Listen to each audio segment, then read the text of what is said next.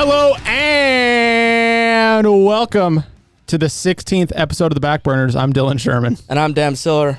Keep it in. Keep it in. I'm Sam Tiller. Keep it in. Clip it. And we want to thank you for lending your ears for another hour of nonstop sports entertainment. Wow. We are off to a rocky start already. And while we're at it, let's introduce Fabio. Yeah. What up, what up? You know, we need to highlight you for all that you do. You do everything for this show. Yes, it is wonderful and magical and just great. Thank you for all that you do. That's my job. I'm a man in the shadows. We're thanking you like we thank a veteran. Thank you for your service. Wow. I don't know how to respond to that. Definitely not as important as a veteran. We have a very, very, very special announcement. We have brought somebody into our tightly knit organization. Don't know what she was thinking when she accepted the job as our new intern, Mackenzie Nolan. Welcome. Hi. How you doing? Good. Glad to be here. You better be excited to be here. All the way from Alabama. Yee! Woo! Yeehaw! Roll Tide. Roll Tide. Yes. So we're excited to have you. We have a lot of stuff we need to cover. But first, this is a sports podcast hosted by two former jocks whose sports knowledge is a mile wide and an inch deep. Whether it's breaking down the latest slate of professional, college, and obscure sports, or debating the best game day traditions, we've got you covered. Follow us on Instagram and TikTok at The Backburners Pod, and give us a listen on Spotify, Amazon Music, and Apple Pods. That wasn't good. It gets worse every time. I know. Thank you. I know. I'm glad somebody agrees with me. Oh, This is bullshit. God. I hate when friends from different universes conspire against me. It's wonderful. I also hate that we're on the same couch. I know. I hate sitting this close to you. I feel like I need to be way further apart. No shit, Sherlock. So, are you ready, intern? So ready. Okay. We're going to get into some mom spaghetti. Do you want to kick it off? Sure. I can do that. Okay. Mine, obviously, Bama related. Great weekend. Great NFL week 1. Mine is obviously Tua Tagovailoa throwing Jalen Waddle's first NFL touchdown pass, and Jalen Hurts throwing to Devontae Smith for his first touchdown pass. Both NFL career touchdowns coming from two former QB1s at Alabama. I mean, yeah, it's impressive. As much as I dislike Alabama and as much as I dislike Nick Saban, if you pool together everybody they have in the league, you could compose a 53-man roster just with Alabama, and they'd be pretty damn good. How many first-round picks has Alabama had in the past They had 15 years? They had 8 just last year. I mean, it's ridiculous. The amount of talent that comes out of that place is shocking, and it's no surprise that Saban's won 6 national championships there. So many. I mean, speaking of national championships, did you guys even know that Devontae Smith caught the touchdown pass in the same spot that he caught the game-winning catch in the national championship in 2018? The same spot. I did not know that. I didn't either. That's a fun fact. Same stadium. Mercedes-Benz Stadium, in Atlanta. It was the exact same end zone, same everything. Well, I think it's crazy the disparity between the talent that Alabama produces, and you were just talking about it. It's crazy. There's always 4 or 5 Alabama players in the first round of the draft every single year. It's insane. I don't know what it is. From top to bottom, they're the most talented program in the country, and they recruit people just so other schools don't get them. It's different now with the transfer portal and everything, but they will recruit guys that they don't even need, that aren't even going to get playing time till their senior year, just because they don't want Clemson to get him or Ohio State or Georgia. It's just it's ridiculous.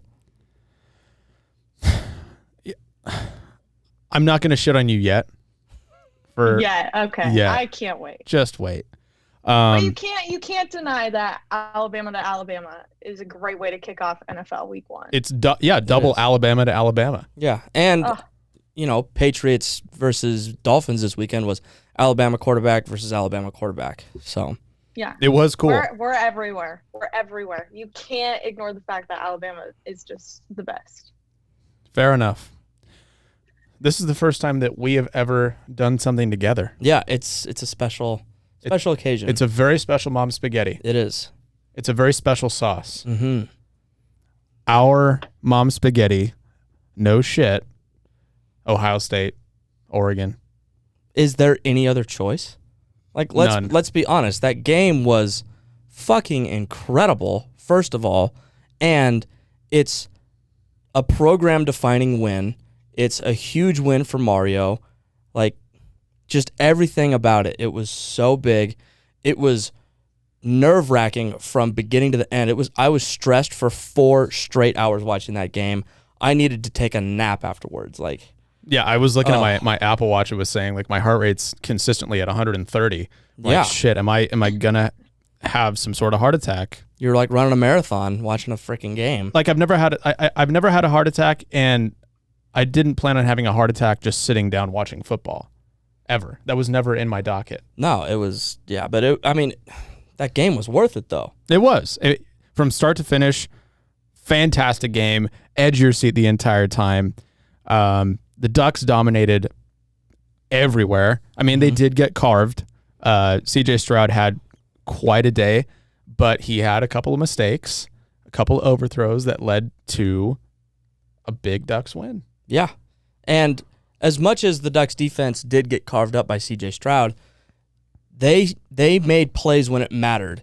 Ohio State, their first 3 4th downs, the Ducks stopped them. The interception to end the game, or not to end the game, but essentially seal the win. The sack, like when it absolutely mattered, it was a bend, don't break type of mentality. And I'm not super worried about it from an Oregon fan standpoint, because what's the best thing in the world to help out your secondary? It's a pass rush.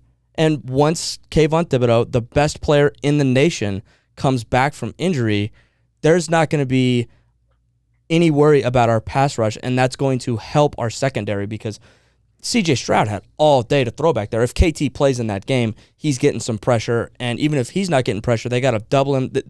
They have to do something to try to stop him so then other guys can get in there. Yep. But when it was just 4 guys, they were just manning up against them, and our D-line could not beat their O-line. Intern, what did you think of the game?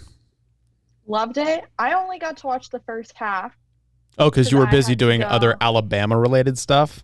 because I had to go into the game, but I was tracking it on my phone, and it was like my heart was racing. I actually have a picture throwing my O in the stands in the middle of the game Hell yeah. because it happened in the middle of the second quarter at Alabama, and it was on the banners going around. Like, it was a big deal because obviously we played Ohio State in the championship Mm-hmm. just a few months ago, so it was a big deal. And the announcer did a little, by the way, like, score update, read through all the the other SEC games, and they announced that one, and they said Oregon just beat Ohio State, blah blah blah, and everyone cheered. Like, it was a big deal, and it was like the shot heard around the world. It was heard in Bryant-Denny Stadium. Go Ducks. Go Ducks. Go Ducks in I mean, Alabama. It has huge playoff ramifications for this year, but even for the future, there was that story that came out about that Oregon safety that walked by a bunch of the Ohio State recruits that were on the sideline and said, "You boys better come to Oregon." That's right. Like, it's a big moment for the program. It's a program defining win.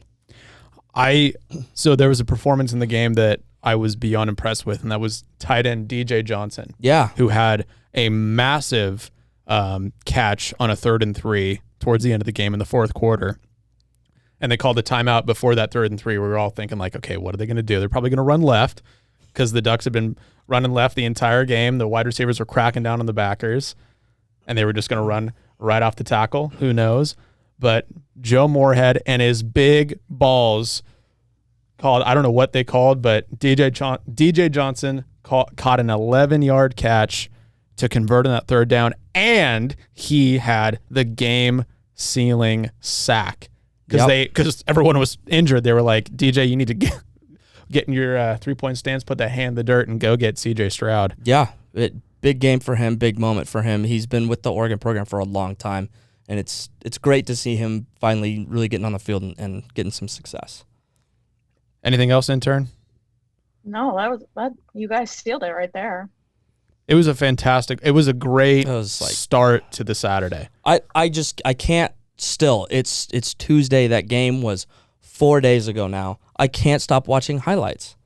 Every time I do, it's just like it brings so much joy to my heart. I'm wearing an Oregon shirt today because you can't stop repping it at this point. You gotta rep it loud and fucking proud. Fair enough. We're gonna bring back a segment, and it's called Clip of the Day. What was your clip of the day, Samuel? Well, Saturday was 9/11, and that was it was great to see the sports world on 9/11, and Army's entrance into their game, running out of the tunnel, was spectacular. Every single player was holding up an American flag. The stadium went crazy.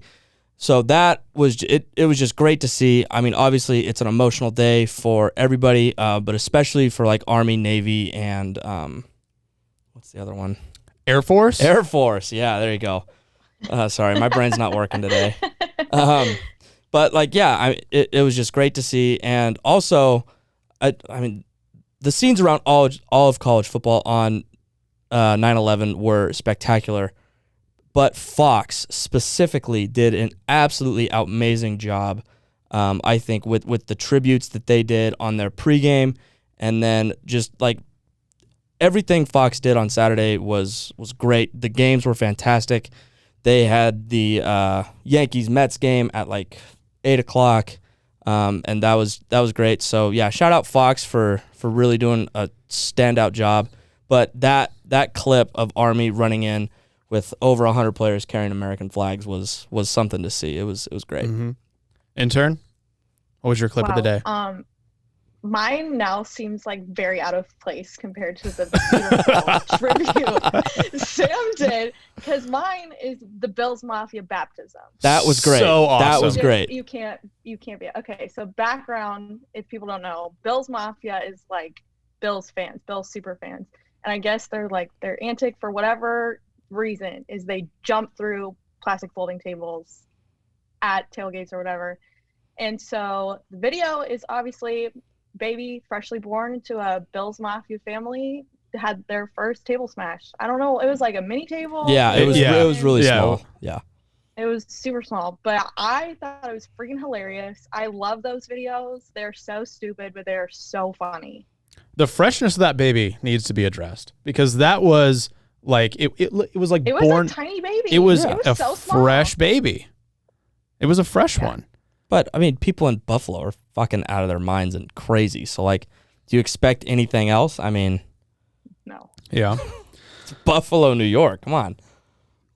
For my clip of the day, there were so many good clips this weekend. Yeah, it was outrageous. Even John Gruden last night. Did you hear what he said? Nah, man, I didn't, man. Oh my God. So in his post-game press conference, he goes, "I died, and then I came back alive, and then I died again. I was like a cat." That guy is out of his mind. I love him, though. The fire he brings, it's great. So my clip of the day, it went absolutely viral. It was at the Miami Appalachian State game on Saturday. There was a fucking cat in Hard Rock. Or no. Yeah, Hard Rock. Hard Rock? Yeah, Hard Rock. At Hard Rock. In Hard Rock. And so it needs some backstory. So there's a guy named Chris Cromer who is a facilities manager at the University of Miami, and him and his wife they go to every single game. They have season tickets, and every game they hang an American flag. And early in the second quarter, there was kind of a ruckus that was starting in the student section, and people looked up and they were like, "Is that a kid? Is that a dog? No, it's a fucking cat hanging from like from the nosebleeds. From the seats. Yeah. Like a cat." And so this guy and his wife like sprung into action. They ripped their American flag off of like their zip ties they were hanging it on and spread it out just like you see in like old cartoons where somebody's falling and they try to catch them. Mm-hmm. And they caught the cat because it fell, and they caught it in the American flag on 9/11 So cool. It was pretty amazing. I just have one question. How the fuck did the cat get up there? It's a great question. Shh. Are you muted No today? words from you. Chef is muted today. Yes. Yeah, just like, how the hell does a cat get into the stadium and then get that high up, and then why is it hanging from a banner I don't know. on the freaking Like, nosebleeds? who didn't notice it walking on that ledge before it got to the wire? And Didn't like, you Right. see "Maybe the I should videos? grab this cat." Didn't you see the videos of like the cat in the baseball stadium? Just like everybody's running around trying to catch the cat, but no one can catch it. That's different than a Cats- cat falling from the but- nosebleeds. But cats are fast. Cats get on like random ledges all the time and just figure their way out of it. Crazy that no one noticed it up until that point when it was falling. But still, cats get into like shit like that all the time. Cats have been on so many different baseball stadiums throughout the years. It's not that shocking that it got into the stadium. Here's a fun fact. That cat that was in Miami Stadium, it peed on everybody. While it was hanging there, it peed. Good, honestly, because it literally was had the piss nervous. scared out of it. I would do the same. If I was that cat, I would just spray it everywhere. Yeah. Unfortunately, though, I don't think an American flag would be able to catch you. You'd probably just rip a human. Oh, would just okay. I rip was going right to say, through what it. are you saying about me? I'm just saying a human would rip right through it. Are you talking about my dumpster? Yes. Are you? Yep. Absolutely. Despicable. I have a couple honorable mentions for clip of the day. Okay. That Ohio State band member that just ate fucking shit. That was hilarious. Like that was a telltale sign of how Ohio State's day was gonna go, because at the very beginning you got a band member just faceplant when they're running out of the tunnel. Band members can play was- music. They can't necessarily No. run. Band member doesn't scream athlete. Hey, you never know. There could be that one tambourine player who can do That's backflips. true. Yeah. Don't stereotype. All right. Yeah, it was a great weekend of clips. All of these could be winners. Mm-hmm. I don't think there is a winner. No. I think we all did very well. And there's there was so much more out there that we could have covered. I mean, so many. There was baseball stuff we probably missed. Oh yeah. Well, who cares about baseball? He's a baseball hater. So are you. No, I'm not. No, I'm not. Do you know anything about me? Go M's.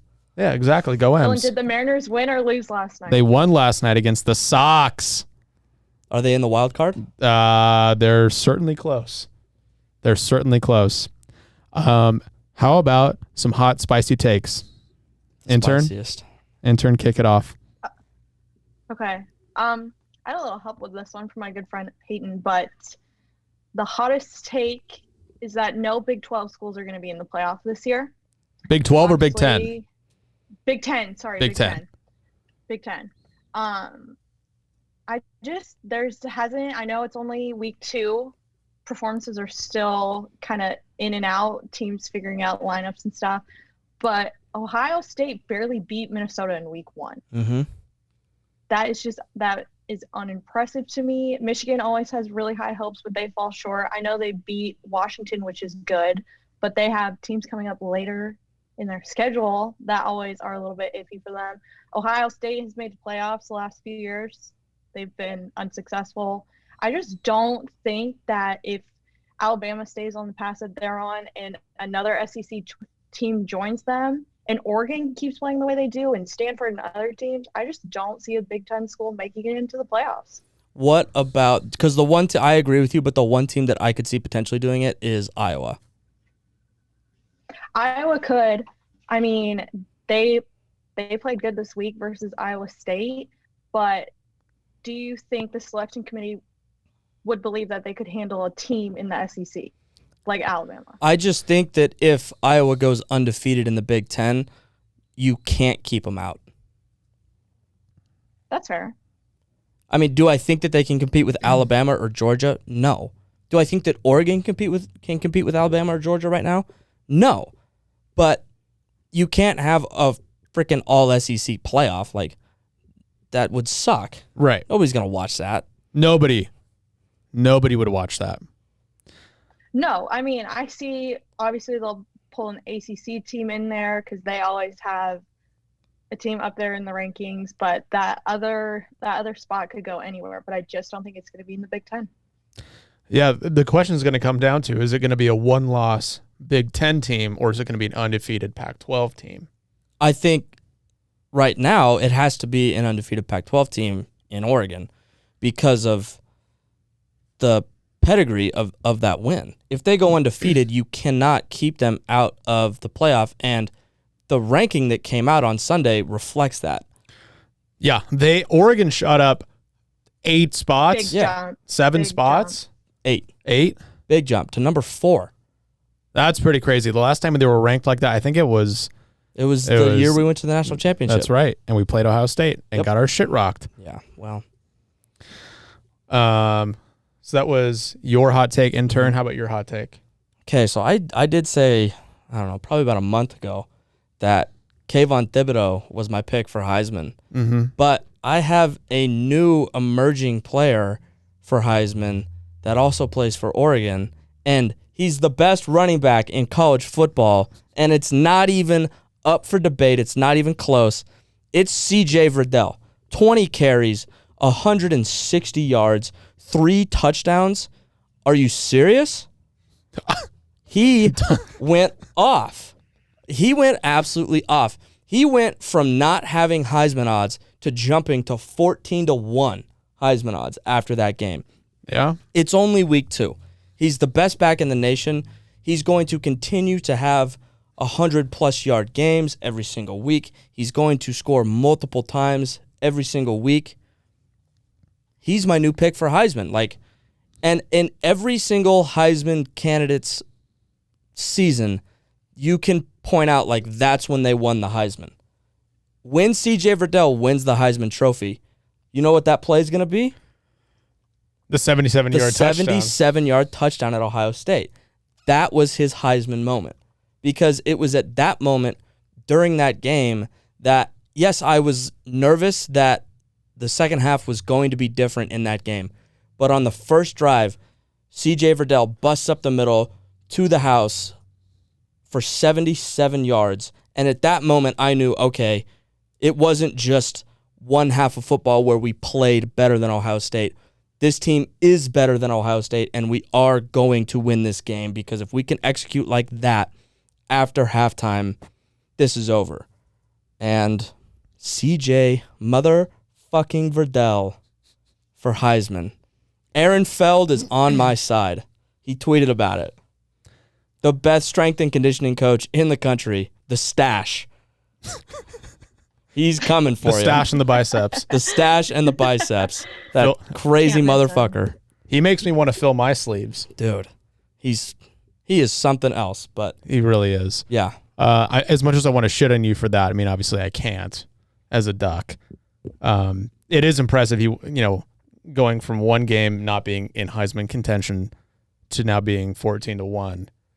Let's see what happens the rest of the season. It's a big jump. I mean, if he rushes for 1,500 yards and has 20-plus touchdowns. Oh, he'll be up there. He'll get invited to New York. But, what player right now in college football are you going, that guy, there hasn't been a quarterback specifically that's really stood out, probably outside of Bryce Young. But there hasn't really been a player in college football to, make their stamp of, this is going to be my Heisman year. Rattler has not had a great start. And he was the favorite. He hasn't looked good. I think he has a very legit shot at winning the Heisman, and I personally think the Heisman needs a little more parity in their voting because, obviously the quarterback's the most important position, and when somebody like Joe Burrow has a season like he did, but it was great to see a wide receiver from Alabama, Devontae Smith, win it last year. Mm-hmm. It was refreshing. It was refreshing. So let's keep this trend going. Has a back from Oregon won the Heisman before, or would he be the first one? He would be the first because the only other player who won it from Oregon was Marcus Mariota. So he would be the first running back in a good while. Since Derrick Henry. Yeah. Wait, did Derrick Henry win? Yeah, Derrick Henry won a Heisman. Yeah. Yeah, he won it, what year was that? 2016, 2015? I think it was 2015. Yeah. Yeah, I mean, Why not? Why not? Why not, indeed? And at least from an Oregon perspective, I don't think CJ Verdell gets the amount of credit that he deserves. No. With like the best backs that have ever walked through the doors at Oregon. I mean, it's always LeGarrette Blount and LaMichael James and Kenyon Barner and Royce Freeman. Like, those are like the gold standard of running backs at Oregon. But CJ Verdell, he's put together quite an impressive resume. He has, and there's one big blemish, and that's his fumble against Stanford his freshman year. And yeah, that was horrible. It was a bad mistake. Like, you got to hang on to the football in a situation like that. But outside of that, the man runs people over, and he's tiny. Like, he is. He's a brick shit house. Dude, his running style gets me going because he will run through linebackers, and he is 25 to 50 pounds smaller than some of those guys, and he just lowers his head and says, "Get the hell out of my way." And yeah, he runs a lot like Chris Carson does. He does. He runs very hard. It's fun to watch. It does get me fired up too, because it's so funny seeing how small he is going up against backers and just plowing him over. Mm-hmm. Are you serious? Yeah. And whenever he gets tackled, he doesn't fall back. He's always falling forward. Right. And that is a sign that He's protecting himself. Yeah, you're protecting yourself, and be the hammer, not the nail. He's the frickin' hammer. Yep. All right. For my hot take, there's a certain quarterback in the NFC West who had an unbelievable weekend. And I'm not talking about Russell Wilson. I'm talking about Kyler Murray. Oh my God. He threw for 4 touchdowns and ran one in himself. He had a couple of plays scrambling around, and you were like, what in the Madden fuck was that? It was crazy. My hot take, Kyler Murray for MVP. Right now he's tied with Tampa Tom, and the odds are at plus 900. They only trail Patrick Mahomes, who's at plus 600, and Matt Stafford at plus 800. Are you serious? Matt Stafford? He didn't look that great. I mean, he looked good, but he didn't look like an MVP. No. He had, 3 touchdowns? Yeah, it wasn't 300 yards. jaw-dropping. Like, I mean, he played good. Like, I'm happy for him because he's on a team with talent, but also that team with talent is a division rival. I'm happy for him. He has competency around him, but fuck the Rams. fuck him. Yeah, Kyler for MVP this year as a dark horse. I said earlier that Josh Allen was going to be MVP, and I'll be talking about him in a second here.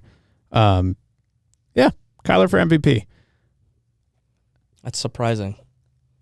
That is hot. He looked good. He looked real good. Right, but it was also against the Titans defense, and they very well could have the worst defense in the NFL. Good Lord. I agree with that. Listen, I'm not the only one who thinks it. Vegas thinks that he could make his way up there. So if you're that confident in it, throw a bet. Against you? Or no. Against Vegas? Put it, fucking get a bookie, throw down $1,000. $1,000? I'm not that confident, but I am confident to a point. So before we get into line of the week, Intern, I think that our listeners should get to know you a little bit more.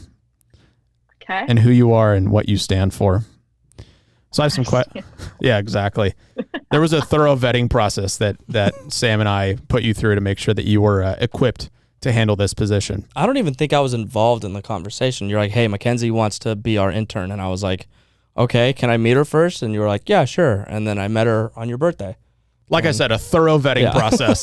Then I was like, all right, good enough. As soon as I left, he texted me and he was like, everything's good. Sam likes you, period. And I was like, okay, thanks. Didn't know that was like a judging. Yeah, it was a big meeting of the minds that day. It was an interview that you didn't even really know about. Yeah. So, congratulations, you passed. I did good. Yes, so you did. You thank passed. You. Yep. I'm so glad. We'll do everything we can to talk to the Alabama Dean of Students. I don't think we can offer you any sort of college credit But I don't really know how this would help me in my business ventures, but we can try. well, let us take care of that. But this is a business. That makes me nervous. Let us take control of your future. Let us handle it. So I have some questions for you. Okay. Because I like to question your college choice of where you decided to end up at a boring school. How could you question going to Alabama? Just Like, you might hate their Excuse me, this football is- program, but first of all, it's fucking Alabama. Like, do you not have just like the best time ever there? Oh, it is the best time. They go fucking hard. you know what? I am being biased. My hatred for their football program has bled over into my personal beliefs about the school, and I own it. It's I'm a very sorry. good school. I am sorry. So Congratulations for getting accepted to Alabama, because not everybody that applies gets in. So congratulations. yeah, Thank congratulations. you. Thanks, Nice. Sam. Nice. I'm glad someone supports me. Nice job.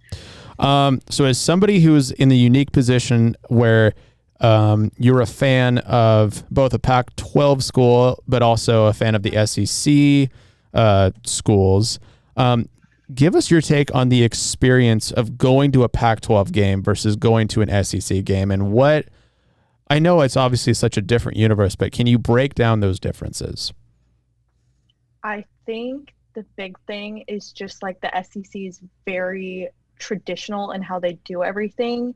And what I mean by that is like Oregon game, I'm used to throwing on a sweatshirt and like pair of random tennis shoes and just going, like you go as you are.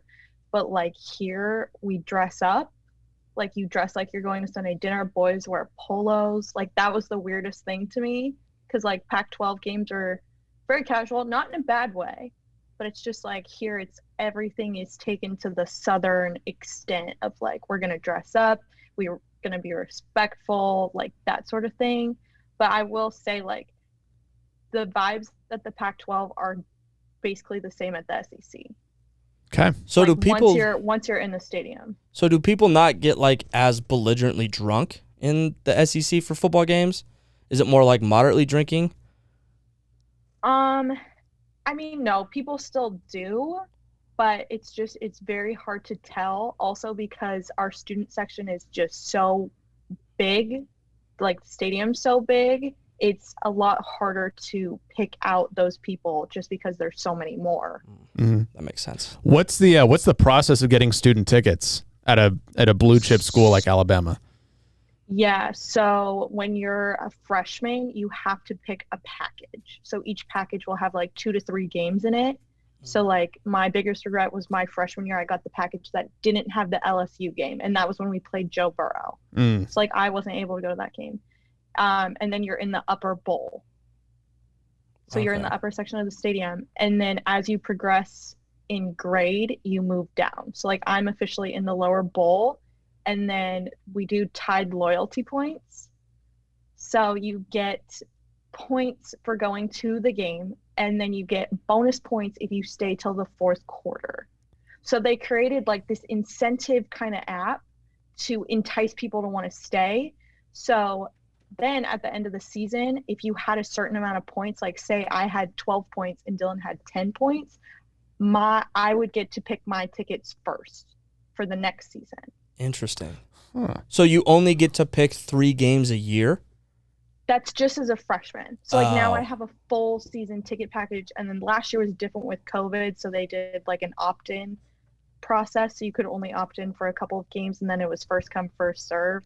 But now I have a full student season ticket package, but you have to pay for it. Boise State should really take a page from that playbook, because getting student tickets here is an absolute nightmare. We go through Ticketmaster and you have to wait in a virtual line, and it's an absolute disaster. Trav, do you have something you want to say? I was just going to ask, how much do you have to pay for your student tickets?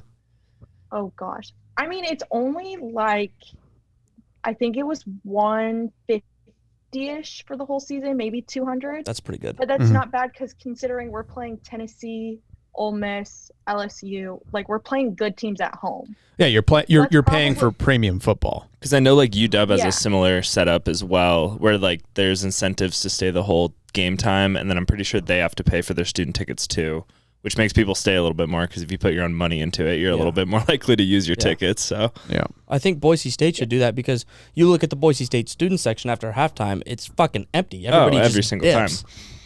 Yeah, but the disparity in, I mean, like, I get It's it. different. I get it. Yeah. Like if I went to Alabama, there's no way I would leave at halftime for games. Yeah. Like I want to There's watch. also just so many people you physically couldn't leave if you wanted to. All right. I mean, there are some people who, like, this weekend when you play someone that doesn't matter, they don't care. Right. Okay. I mean Mercer, come on. Mercer. Yeah. I didn't know where Mercer was until, like, maybe 2 hours before the game. Where are they? Where is it? I don't even know. It is a private school in Georgia. Ah, okay. Yeah, the more you know. Okay, next question. Okay. What's your favorite game that you've been to while at Alabama? I think my favorite was a COVID game. It was the Bama versus Georgia. Mm. It was the first time we had played Georgia since the Natty. Tickets were extremely hard to get. I barely got a ticket. I think I got it like the Friday before. And it was the first night game of the season too. Because that was our first like big SEC game. So we had all the random day games. So it was so fun. Okay. I think that would be my favorite.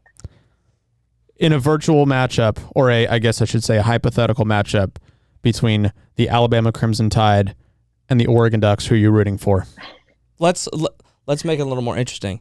When Oregon plays Alabama in the national championship this year, Oh, okay. who are you going? What shirt are you going to be wearing? Is it going to be? And the answer is green? not a halvesy. You Yeah. cannot make a Yeah. half shirt. Oh no, it's Bama for sure. Oh God Oh damn my it! fucking God. You're It's fired. Bama You're for so sure. fired. Crimson. I love Oregon. All my family goes to Oregon. Sam, I very first met you at an Oregon game. That's right. Like Oregon is in my blood, but if we were ever going to play Oregon, Alabama all the way. I'm going to represent my school that I go to. Okay. And no one else goes to.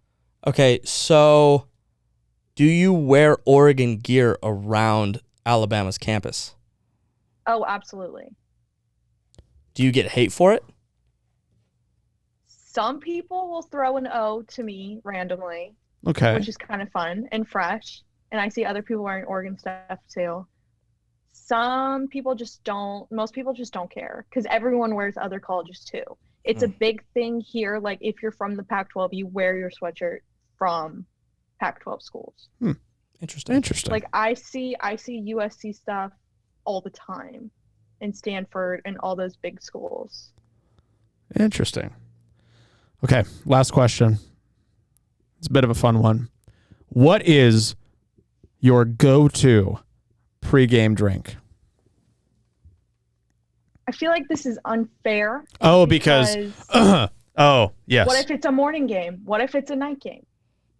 It's valid. Fair Like, enough. If it's like the Oregon game, like it was at 11 a.m. here, you're not going to start with like a beer. You're going to drink a mimosa. Yeah, Right. that's what I drank during Okay. the Oregon game. But then if it's like an afternoon game, it's so humid here. White Claw's in the move. Okay. You need something cold, refreshing, crisp. But like, if it's that humid, then your 12-pack of White Claws isn't going to stay cold and crisp and refreshing for like more than 40 minutes, and then you're going to be drinking warm White Claw. Where are you keeping your White Claws? Not in a cooler? You guys have coolers at tailgates? Yeah. I mean, they're Oh my not gosh. savages. I Have you mean, seen she's a person. Alabama tailgates, they start setting up the quad on Wednesday evening Jesus. before. All I'm saying is when we have tailgates here at Boise, it's like you just bring your booze and then you just like throw it in the yard of the house that you're in, and then it just like sits there, and if it's warm, then you're drinking warm booze. Not ideal. Wow. Not ideal. Yeah, that does not sound ideal. Yeah. If we had coolers, like everybody's booze would just get stolen. Right. That also implies that you're like allowed to bring alcohol and you don't have to like hide your shit the entire time, and the party's actually allowed to happen, and there's That's like true. so many Yeah. other factors. Like if you were actually allowed to throw a tailgate, then maybe we'd have coolers. We're too focused on just dodging cops at this point. So stupid. Well, not we, but them. Them, yeah. Them. Yeah. We're not a part of that anymore. We used to be. We used to be. It was a priority of mine for about 6 months of my life. Oh, shit, cops. God. Hey, Corey, go talk to him. Yeah. He's the most sober house owner because the sober house owner fucked it 30 minutes ago. Oh, good Lord. All right, let's wrap this up with line of the week. Can I kick it off? Sure. My line of the week is going to be the Buffalo Bills -3.5 versus the Dolphins. The Bills had a rough outing against the Steelers on Sunday. A little bit. They looked unimpressive. They looked uninspired. And I think that's going to be a good thing for them going into week 2. There's a lot of pressure on Josh Allen because, I've said before, I think he's probably going to win the MVP this year, realistically. I mean, he's, even though he's not the front runner, which I'm very surprised at. I mean, I'm not surprised because it's Patrick Mahomes, but I am surprised he's not right up there. I think that the Bills absolutely cover the spread versus the Dolphins. I know that, Bama quarterback, blah, blah, blah, blah, blah, blah, blah. The Bills are just better. Their roster is just better. They're built for a long season. I think they absolutely cover the spread versus the Fins. That's my line. Okay. And actually, was I right? I was right last week, so I'm 1-1 so far for line of the week. The 49ers barely beat the Lions by what was it, 8? It was 8. My line was at 7.5. Yep. So they barely covered it. Thank you, boys. It shouldn't even have been that close though. They were up like 41-10. I know. I was very concerned. I was actually on the edge of my seat watching highlights because I did not want to go 0-2 for line of the week. So now I'm 1-1. Would have been bad. Intern, who you got? Line of the week. I've got Bears -3 versus the Bengals, which is very bold. Yeah. But I see this coming with a change if they make Justin Fields QB1. I don't think that's going to happen. Not yet. I don't think yet. I don't see them doing QB1, but I see him having more play time than he did in the previous week because the Bears were slow. They had a slow start, but progressive play started happening when he came in. He ran the ball in for first touchdown himself. So, but on the other hand, Joe Burrow also had a hell of a game, even though they lost. No, they won. No, the Bengals beat the Vikings. The Bengals won? Mm-hmm. Yeah. Oh, yeah, they did win. We were just as Yeah, we were they did sitting win. there like, no way they're going Yeah. to do this. And they actually beat the Vikings. It was shocking. Yeah. Yeah, because that was the game that went into overtime, right? Yes. Yep. Yes. Yeah. Also, But I mean, he came back from injury, so he looks great. The problem he still got sacked like 5 times. Yeah, Well, his same line problem is as not last year. great. it's because they decided His to line take is not great. a receiver instead of Penei Sewell, which was just absolutely insane. But Yeah. whatever. I don't run their organization, so. Can we also talk about how horrible that Sunday night game was against the Bears and the Rams? Oh my, that game was so horrible to watch. Why was It was that just the Sunday? bad. Like, why? Like, who the hell is making that Sunday night game? Like, put the freaking Chiefs Browns on Sunday night. Like, I don't way know. more people want to watch that. It was so boring. It was unbearable. I mean, the Bears couldn't get anything going on offense, except for Justin Fields. And you made a great point, Intern, where anytime Justin Fields went into the game, everyone was like, "Oh shit!" I mean, he threw a touchdown and he ran one in, right? No, he just ran one. He didn't throw one. Oh, He ran, yeah, no. He ran one. But yeah, he definitely is like a spark, and I think that you made a great point where I think they should start using him more. Just like the Raiders, they need to use Marcus Mariota more. Marcus got hurt last night. Oh, shit. Yeah. Okay. And your line of the week, sir. Rams -4 against the Colts. This is a home run pick. I mean, the freaking Seahawks beat them by 12. The Colts, I think they're going to be a good football team. Sure. But 4 against the Rams, that's all Vegas is giving them? That's crazy. The Rams defense is probably the best in the league, as much as I hate to admit it. They are very good from their front 7 all the way back. They're deep. They're talented. Jalen Ramsey is absolutely He had a hell of a game. Yeah, he's incredible. And then the Colts defense did not impress me at all. They got the top taken off of them multiple times by the Hawks. Chris Carson had a good game running the ball. And I just think the Rams are a better football team than the Seahawks, as much as I hate to admit that. But if the Seahawks can beat them by 12, the Rams are definitely going to beat them by at least 4. Like, I could not believe that line when I saw it. I was shocked. That seems to be the safest one out of all of them. Yeah. I think. And hey, I knocked my freaking line of the week out of the park last week. Who'd you have? I had Browns +6, and I got hate for it. And if that punter catches the ball, they win that ball game. No question about it. One play lost them that football game, and I said it was going to be a 3 or 4 point game. 4-point game. What, you want a fucking trophy? What do you want? No, I'm just saying, if you're going to listen to somebody on this segment, listen to me, because, yeah, my UCF line the first week it pushed, but that's better than a loss. So I technically count myself as 2-0. You're a 1-0-1. It's better than 1-1. I'd rather have a push than lose money. Okay. Well, we're going to start keeping track now. And intern, even if you're not coming on every single week, we need you to send us your line of the week so we can keep track, because you are now a part of this organization. Great. So now we can have a little competition at the end of the season. Well, and it'll be like what they do on like all the pregame shows.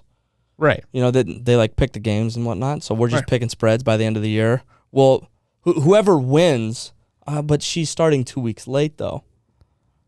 So should we just do it by like win percentage? It doesn't matter. I'm going to go undefeated anyways. Okay. So, but I Intern think doesn't even get a chance. Yeah, I think that whoever wins at the end of the season should get like a prize or something. Should we put $10 down each? No, I'm saying like they get like we get like a little like makeshift trophy or like a belt or something, you know? Okay. All right. I'm in. Are you in, intern? Sure. You guys figure out whatever you want to do. All right. Love it. Okay. I think we're out of show. Take us out. Oh, shoot. And that will conclude another spectacular episode of The Backburners. Shout out to the ugliest co-host of all time, Pinhead Larry. Don't touch me. And our amazing intern all the way from Alabama, Mackenzie. Thank you so much for being on. Nice job today. You killed it. This is a great Thank debut you. for you.